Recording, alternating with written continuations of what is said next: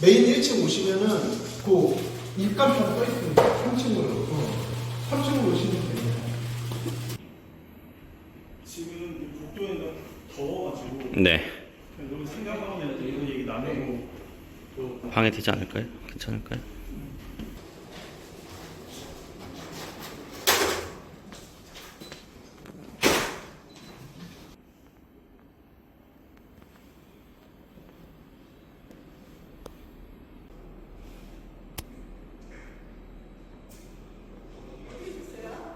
네, 안녕하세요. 저는 노법인 테레 김성종 노무사라고 합니다. 네, 반갑습니다. 네, 그래서 원장님들 뭐 정보 제공 이런 사이트, 뭐 유튜브 이런 거 보시면 한 1.2배속으로 들으시잖아요. 그래서 오늘 한 유튜브 1.5배속으로 들으신다라고 생각을 하시고 제가 좀 꽉꽉 채워서 말씀을 좀 드리도록 하겠습니다. 원장님들 항상 이 말씀 하시거든요. 나는 진료만 보고 싶다. 그쵸? 그런데 진료만 보실 수 있을까요? 개원하시면?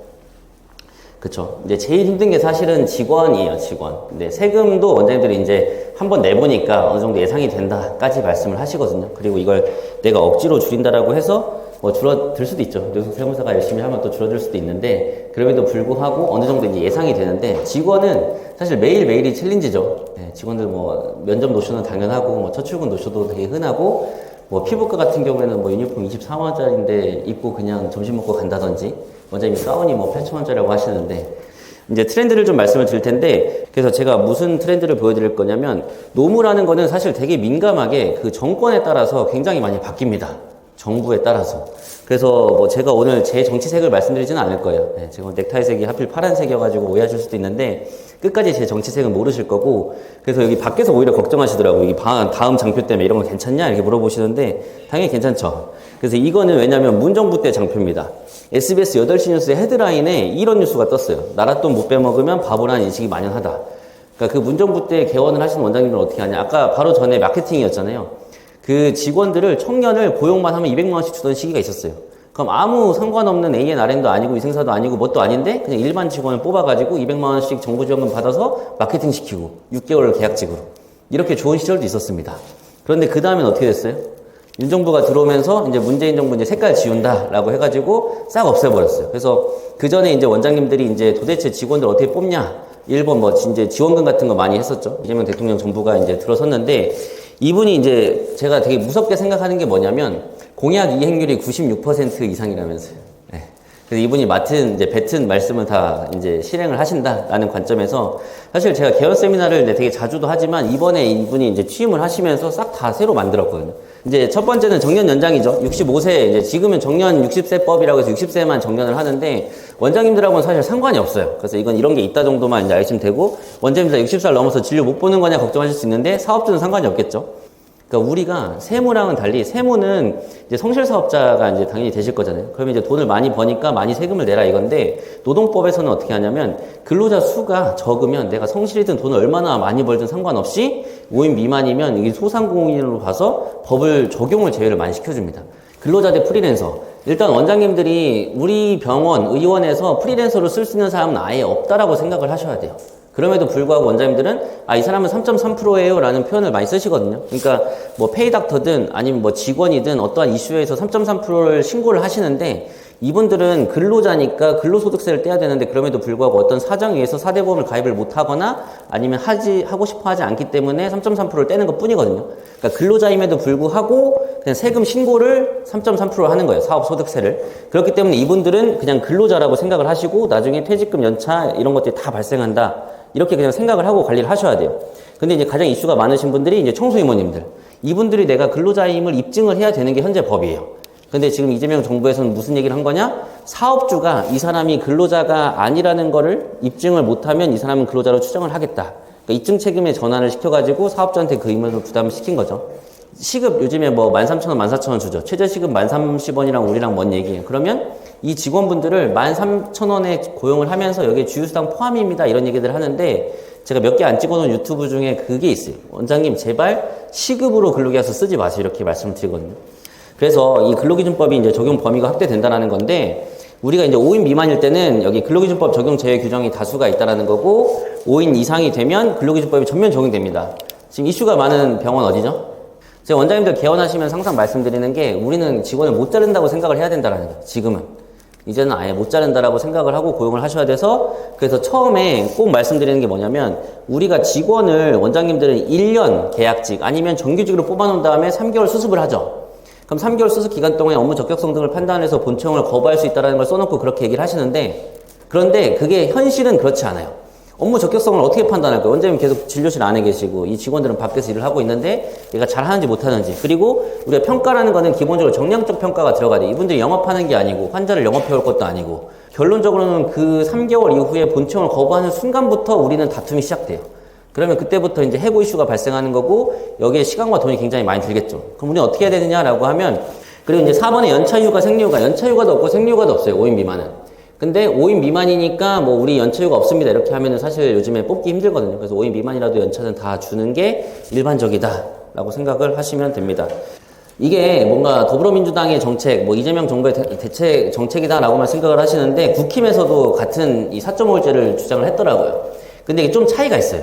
그런데 이재명 대통령이 굉장히 무서운 게 뭐예요? 6월 4일날 취임하면서 여야 대표한테 이렇게 얘기를 했대요. 공통 공약 먼저 진행하자. 예, 공통 공약. 야, 니네도 4.5일제 하자고 했잖아. 그러니까 4.5일제 진행하자. 이렇게 얘기를 하고 이제 성남시장 때 공약 이행률이 96%인 게 이제 허위사실 아니다. 이것도 국힘에서 이제 공격을 하니까 성남시에서 이렇게 발표를 해줬더라고요. 아, 이제 중요한 얘기를 해야 되는데 이제 포괄임금제. 이게 문정부 때 어떤 게 있었냐면은 2017년 10월 달에 고용노동부 포괄임금제 사업장 지도지침이라는 게 발표를 한 게 아니고 유출이 됐어요. 노동부 문건이 유출이 돼가지고 그날 아침에 난리가 났었는데 그게 가이드라인처럼 이제 지도지침이 뭔가 금지하겠다, 포괄임금제 못하게 하겠다 이런 거였는데 그날 오후 3시인가에 이제 보도자료가 나옵니다. 이거 아직 논의 중인 거고 아직 확정된 거 아니야. 예, 너네 아직 금지하는 건 아니고 내가 내년도 6월까지 가이드라인 만들어서 발표할게라고 하시고 퇴임하셨어요. 예. 끝끝내 뭐 이거에 대해서 뭐 가이드라인 안 나오고 그냥 끝났다라고 생각을 해주시면 되는데 민정부는 어때요? 뭔가 이제 극단적으로 나누면 노냐, 사용자냐라고 하면 사용자 편이라고 생각을 했잖아요. 근데 이분이 취임하자마자 뭘 했냐면 포괄임금제 기획 근로감독을 실시했어요. 그러니까 오히려 의외였죠. 근데 이거 하나 반짝하고 또 끝났어요. 진짜는 이제 이재명 정부죠. 아침에 뭐 9시 출근을 하면 7시까지 있어야 돼. 그러면 하루 8시간을 초과하거나 주 40시간을 초과해서 근무를 하면 1.5배 연장 근로수당을 줘야 되거든요. 그러면 내가 원하든 원치 않든 1시간 연장 근로가 발생하잖아요. 우리 화요일, 목요일은 야간 진료한대. 아니면 우리 365인데 우리 빨간 날도 맨날 스케줄대로 돌아가면서 근무를 해야 돼. 그럼 휴일 근로가 발생을 하잖아요. 그러면 지금 원장님들 중에 처음에 개원할 때 세팅을 잘못하셔가지고 365인데 휴일에 근무를 하면서 인건비로 하루에 200만 원, 300만 원씩 더 나가신 원장님들이 진짜 많아요. 그래서 마지막으로 근로시간 의무 기록제인데 이거는 그 MG는 참지 않지 이런 거 여기 MG는 참지 않아요. 이게 뭐냐면 여기 보시면 2025년 3월 26일에 이게 진정을 넣은 거예요. 그리고 2025년 5월 28일 날 이제 진정이 종결이라고 하거든요. 행정종결 처리한 건데 이게 뭐냐면 이분이 오래 일한 거겠죠. 피부과예요. 23년 5월 1일 날, 24년 5월 1일 날 내가 근로자의 날 근무를 했다. 그러면 이제 물어보실 거냐. 야, 네가 노무사 관리하고 있는데 여기는 왜 휴일 근로수당 안 넣어줬어? 라고 하겠죠. 그러면 저는 원장님들하고 당연히 충분히 얘기를 합니다. 최소한 저는 2번 이상을 만나서 그 시스템을 다 만들어서 계약을 하거든요. 그럼 원장님이 그렇게 말씀하세요. 당연히 휴일날은 쉬어야죠. 빨간 날, 근로자의 날 쉬어야죠라고 하는데 막상 5월달이 되면 5월 1일에 유혹이 있습니다. 그쵸? 왜냐면 근로자가 다 쉬니까 이날 예약점은 잘 잡히거든요. 그리고 빨간 날 너무 많아서 5월 1일까지 쉬면 이번 달 매출 너무 안 나올 것 같아. 그러니까 5월 1일 날 이제 진료를 잡고 하는 거예요. 그러면 그거를 저희한테 계산을 해달라고 보내셨으면 되는데 원장님 저희한테도 이제 급여 계산해달라고 안 보내신 거죠.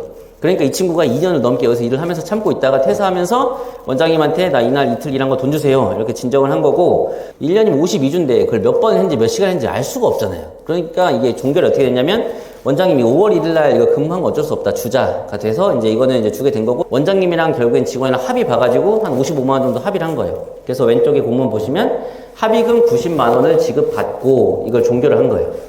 20대 사장도 항복선언, 뭐 MZ 알바 고용하기 싫다. 혹시나 젊어 보이시는 분들이 있어서 뭐 나 욕하는 거 아니라고 생각하실까봐 이거 써왔죠. 사장님은 MZ 아닙니다. 예, 사장님은 MZ 아니에요. 20대도 MZ 아니고 예, 그 중에 MZ가 49%다라고 해서 이제 MZ를 뭐 잘 관리해야 된다라는 게 일반적인 제가 회사 대상으로 강의를 할 때 강의를 하는 거고 우리는 그냥 100% MZ라고 생각하면 됩니다. 우리가 고용하는 사람들. 그래서 이분들의 특성을 잘 알고 얘기를 이제 고용을 잘 해야 된다. 그래서 뭐 수평적인 조직 구조 뭐 이런 거 해서 반말하시라는 거 아니에요. 예, 이런 거 좀 오해하지 마시고. 마지막으로 이제 사내근로복지금. 노유석 세무사가 사내근로복지금 관련해서 얘기했나요? 뭐 해라 하지 마라 이런 얘기 안 했나요? 이게 요즘에 사실은 병에서 제일 핫한 컨설팅이에요. 제일. 제일 핫한 컨설팅이라서 그냥 이건 어디 가서 들어보실 것 같아서 이제 뭔지만 제가 좀 알려드리려고 하거든요. 그래서 이거는 세무사에 따라서 노무사에 따라서 하지 마세요 하는 사람도 많아요. 근데 뭐 이익 소각이니 배우자 증여니 이건 이제 컨설팅적인 영역인데 이런 것들도 다 그 상황에 맞춰서 하는 거거든요. 어떤 컨설팅이든. 근데 이것도 해당이 되시는 분은 너무나 좋고 제가 200명 넘는 곳, 500명 넘는 곳, 뭐 10명 넘는 곳 다 하고 있기 때문에 이런 게 있다는 정도만 좀 알고 계시면 좋을 것 같아서 마지막으로 좀 말씀을 드립니다. 그래서 이거는 뭐냐면 이제 한숨 한번 쉬시라고 기지개. 왜냐면 제가 충격적인 자료를 보여드릴 거라서. 이게 건강보험 수가 인상률 대 최저임금 인상률인데 그래서 이제 더 내고 덜 받는 국민연금 굉장히 듣기 좋죠. 우리도 다 젊은 상황에서 고정비가 지금 9%예요, 현재. 국민연금 2033년까지 13%까지 올린다고 합니다. 네, 그래서 우리 모두 해당되는 건데 이 사내근로복지금이 제가 이제 2023년도 이게 21년도에 법이 개정되면서 한 건데 23년도 한 달에만 제가 5군데씩 설립을 하고 다녔어요. 그러니까 보시면 의원이 4군데 그리고 법인이 1군데인데 의원이 당연히 개인 사업자니까 뭐 한 50%는 세금이라고 생각을 하시면 되시죠. 그렇기 때문에 다 MSO니 뭐 가족법인이니 뭐 이런 것들을 만들고 계시는데 뭐 MSO 잘못 만들면 뭐 세무조사 받는다 이제 선배들이 이제 항상 그런 얘기 하셔가지고 그렇고 가족법인도 뭐 나는 가족이 없는데요. 뭐 이렇게 항상 말씀을 하셔서 하시지만 원장님들이 이제 불안해하세요. 이거 세금 뭐 잘못되는 거 아니냐가 아니고 정부에서 밀어주는 정책이다라고 생각을 하시면 됩니다. 그래서 마지막으로 제가 이제 만약에 여기를 이제 자문이나 이런 걸 하게 된다면 그리고 이제 매달 어떻게 작업이 되냐면 원장님께서 이제 들어오시면 원장님이 이제 여기 혼자 오실 수도 있는데 저도 마찬가지거든요. 제가 여기서 보면 좀 괜찮아 보일 수 있지만 집에 가면 그냥 어이없는 남편이기 때문에 원장님들 오시면 이제 사모님이 같이 상담하러 많이 오세요. 남편을 못 믿으니까. 그러면 이제 그분 사모님까지 이제 같이 들어오세요. 단톡방에 거의. 단톡방 만들어서 저희는 이제 담당 노무사 그리고 담당 직원이 배정되고 저도 들어갑니다. 그렇게 되면 그 안에서 이제 평소에 이제 말씀을 이제 많이 이제 물어보시죠. 그래서 정말 제가 장담하건대 세무사 한 번 물어볼 때 노무사 10번, 15번 물어봅니다. 진짜로 이제 직원들이 이슈가 너무 많아요. 계속 이제 타임도 바뀔 거고 급여도 바뀌고 계속 퇴사할 거고 하기 때문에 그리고 그 달에 15일까지 4대 보험료를 신고를 하면 그 달에 이제 인건비 신고가 끝나는 거예요. 여기서 마치겠습니다. 궁금하신 거 있으시면 나와서 또 물어보시면 제가 성실히 답변 드리도록 하겠습니다. 감사합니다.